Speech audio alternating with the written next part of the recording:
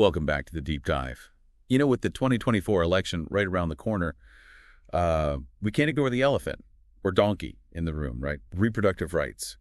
This isn't just some abstract political football anymore. It's about the potential futures of abortion access and reproductive health care in America. And that's what we're diving into today. We're going beyond the campaign rhetoric, looking at what experts are saying. We've got this Scientific American article that really digs into Trump and Harris, their track records, their plans, trying to understand what a win for either of them could mean for individuals and families. Decades, potentially. We're talking long-term impact here.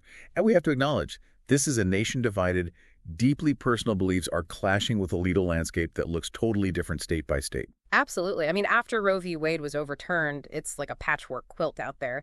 Some states, they slam the door shut, near total bans on abortion. Meanwhile, others are fighting tooth and nail to expand access. It's a microcosm of the division the next president steps into, no matter who wins. So let's unpack this. Where do we even begin? Well, with Trump, we got to start with his first term. Seismic shifts in reproductive rights, and it all starts with those Supreme Court appointments. Right, 3 conservative justices. Everyone knew what that meant for the future of Roe, and, well, we saw it play out. And that's the key point here. Those appointments directly led to the Dobbs decision. Roe v. Wade overturned, state-level abortion bans, restrictions popping up like, well, action, consequence, plain and simple. And Trump's response to Dobbs? It was something. Taking credit for overturning Roe, but then when it came to a federal abortion ban, he was all over the place. Yeah, he was vague at best. During that one debate, remember, initially he wouldn't say whether he'd support a national ban, then later on social media, he opposes it. But here's the thing, we can't forget about the Comstock Act. That's the 19th century law, could be dusted off to further restrict abortion access. Comstock Act, for those who don't know, it's a doozy. Bans mailing anything obscene or immoral. We're talking contraception, abortion information, all fair game in the past. And that's what makes it so dangerous, right? It's like, what does that even mean? So open to interpretation, ripe for misuse. Imagine this outdated law used against abortion providers today, or even just people searching for information online. Chilling effect, to say the least. And then there's Project 2025. This isn't just some think tank fantasy. This is a conservative policy agenda drafted by people in Trump's inner circle, and it explicitly targets abortion access. It's pretty radical, weakening the Affordable Care Act's contraception mandate, defunding clinics that provide abortions, even using the Justice Department to go after providers. I mean, we're talking about a systematic effort to dismantle abortion access. And this isn't theoretical anymore, right? We're already seeing the consequences of these types of policies in states that have implemented strict abortion laws. Yeah. Like the study that found a rise in neonatal mortality in Texas after their abortion ban went into effect. It's alarming. And then you have the human cost. The article mentions Amber Thurman in Georgia. She died because delays in care directly related to those abortion restrictions had, tragic consequences. It's a stark reminder that this isn't just an abstract debate. It's about real lives. Real lives, absolutely. Yeah. And it doesn't stop at abortion. This Project 2025, they're coming for contraception access, too.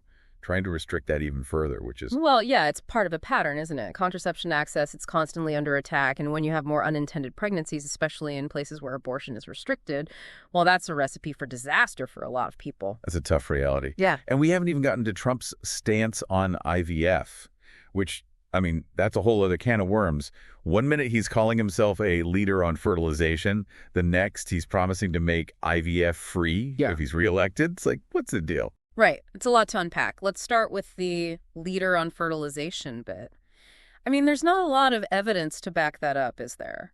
If anything, his attempts to repeal the Affordable Care Act, which, by the way, includes protections for fertility treatments, kind of tells a different story. Actions speak louder than words, right? And even this promise of free IVF, that's not really how it works. The president can't just snap his fingers and make that happen, right? Mm-hmm. Needs congressional approval, and that seems, unlikely, to say the least. Exactly. It's just not realistic. And then there's that Alabama Supreme Court ruling, the one where they declared embryos created through IVF as legal persons. That's a whole other layer to this. Didn't Trump stay silent on that one? He did. But it's a sign of the times, This trend toward more restrictive laws around IVF, it's gaining traction, could have a real chilling effect on access, leave a lot of hopeful parents in a really tough spot. Okay, so we've talked about Trump's track record, his potential plans. Let's switch gears, talk about Kamala Harris.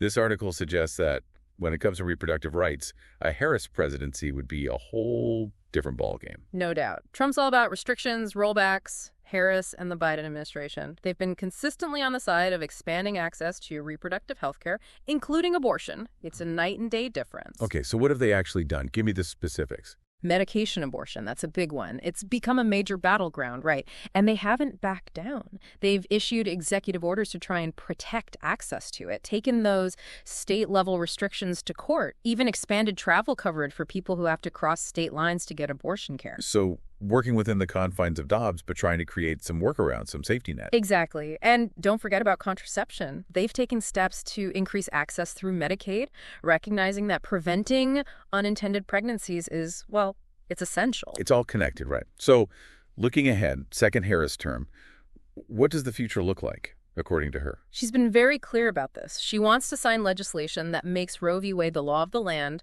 no more state-by-state nonsense, nationwide abortion rights. That's the goal.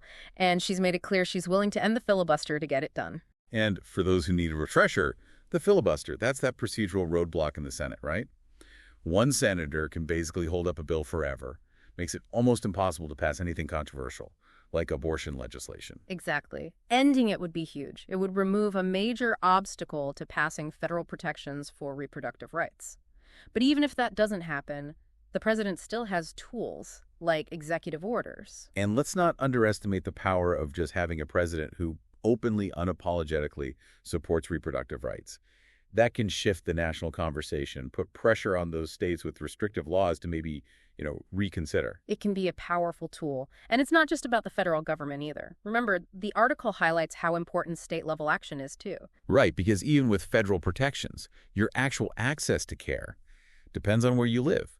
It's a patchwork system. That's why it's so important to be informed, not just about the presidential race, but what's happening at the state level, too. Couldn't agree more. You got to stay informed, you got to vote, you got to make your voice heard at every level. Absolutely. Now, switching gears for a sec, let's talk IVF. It seems like Harris and her running mate are a lot more open about their own experiences with fertility treatment. Why is that important? It's a good question. I think it's part of a larger trend among Democrats, trying to break down the stigma around infertility, around reproductive health care generally. By sharing their stories, Harris and her running mate are making it okay for others to talk about it, to get help without feeling ashamed. It's true. I mean, so many people struggle with infertility, and it's often like this taboo subject. Bringing it out in the open, that's huge. But, okay, beyond the personal stories, what does a Harris presidency actually mean for IVF access policy-wise? Well, Democrats have been pushing for a nationwide right to IVF, haven't they?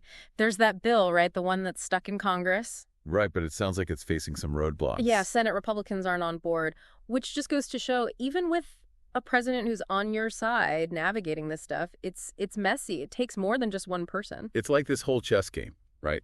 The presidency matters, who controls Congress matters, it all factors in. It's all connected. And that's something we have to remember. These decisions, they have a ripple effect way beyond one election cycle. Judicial appointments, for example, that's going to shape how reproductive rights are interpreted for, decades. Long game. Voters need to be paying attention, not just every 4 years, but all the time. Yeah. Local, national, everything. Absolutely. And I think that's what we've tried to do with this deep dive, right? Give you the information, the context, so you can make informed choices, understand what's at stake. We've covered a lot. The candidates, the policies, the legal battles, the personal stories. It's a lot to take in. It is, but this is just the tip of the iceberg, right? The conversation about reproductive rights, it doesn't end here. It's going to take all of us to keep it going, to keep fighting for the future we want. And on that note, I think we're going to have to wrap up this deep dive into the future of reproductive rights in America. It's been a pleasure joining you. Until next time.